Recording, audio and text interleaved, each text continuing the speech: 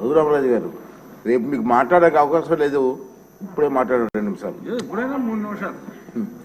విష్ణుకుమార్ రాజు గారు అంతసేపు నేను మాట్లాడలేను.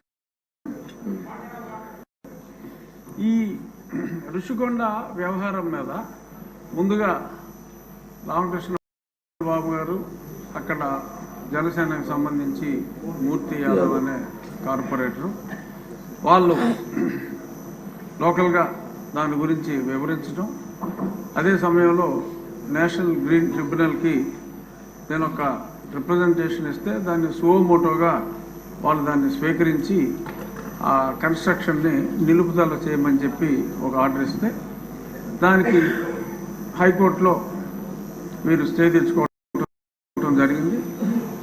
ఆ సమయంలో సుప్రీంకోర్టుకి నేను ఈ విషయాన్ని తీసుకువెళ్ళినప్పుడు పచ్చి అబద్ధాలు అంటే అసలు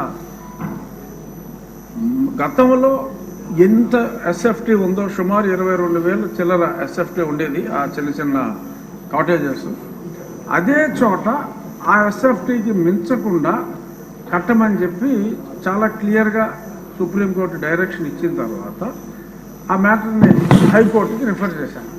ఆ డైరెక్షన్ ఇచ్చిన తర్వాత హైకోర్టుకి అన్ని రాంగ్ ఎఫిడవిట్స్ వాళ్ళు ఫైల్ చేసి తూచా తప్పకుండా సుప్రీంకోర్టు గైడ్ లైన్స్ని మేము ఫాలో అవుతున్నాం, ఈయన ప్రతిదానికి మా మీద కంప్లైంట్ ఇస్తాడు, అతని కంప్లైంట్లు మీరు పట్టించుకోవద్దు అని అన్ని రాంగ్ ఎఫిడవిట్లు నేను ముఖ్యమంత్రి నివాసం కోసం పట్టుకుంటున్నట్టు అప్పుడే చెప్తే అదేమీ లేదు, కేవలం టూరిజం డెవలప్మెంట్ కోసం మేము ఇన్ని 100 కోట్లు ఖర్చు పెడుతున్నామని చెప్పి బ్లేటెంట్ లైస్ని, అంటే అది పెర్జూరీ కింద వస్తుంది, కోర్టుని తప్పుదోవ పట్టించడం, అటువంటి ఇవన్నీ కూడా ఏపీ టూరిజం డెవలప్మెంట్ కార్పొరేషన్ వారి ద్వారా ఆ పచ్చి అబద్ధాలని అక్కడ ఫైల్ చేయటం, పలుసార్లు అది వాయిదా పడటం జరిగింది. చివరికి అనుకున్నట్టుగా ఆ 22,000 ఎస్ఎఫ్టీ కాకుండా ఇందాక గౌరవనీయులైన మంత్రివర్యులు చెప్పినట్టు 1,20,000 చిల్లర ఎస్ఎఫ్టీ కట్టడం,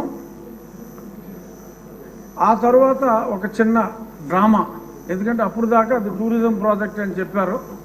ఈలోపు ముఖ్యమంత్రి గారు అప్పటి ముఖ్యమంత్రి ఒక అనౌన్స్మెంట్ ఇచ్చి నేను విశాఖపట్నం వచ్చేస్తున్నాను అని చెప్పి ఆయన చెప్పడం జరిగింది. ఆ తర్వాత కొంతమంది ఆఫీసర్స్ని వైజాగ్లో నాకేమన్నా ఇల్లు దొరుకుతుందా చూడండి, స్టడీ చేయండి అని చెప్పి స్టడీ చేస్తే వాళ్ళకంట ఆ బీచ్ రోడ్లో వెళ్తూ ఉంటే అరే ఇక్కడ భలే ఇల్లు దొరికిందే, ఇది ముఖ్యమంత్రి గారికి బాగుంటుంది అని చెప్పి వాళ్ళకి తెలిస్తే వాళ్ళందరూ సూచించారంట. సరే దట్స్ ఆల్ రైట్, అందులోనే ఉందాం, పోనీ టూరిజం వాళ్ళకి చెప్పి అందులోనే ఉందాం, వాట్ ఈస్ దేర్, నాకు ఎక్కడైనా పర్వాలేదు, ఐఎమ్ ఏ సింపుల్ మ్యాన్ అని చెప్పి దానికి ఆయన అంగీకారం తెలిపారు.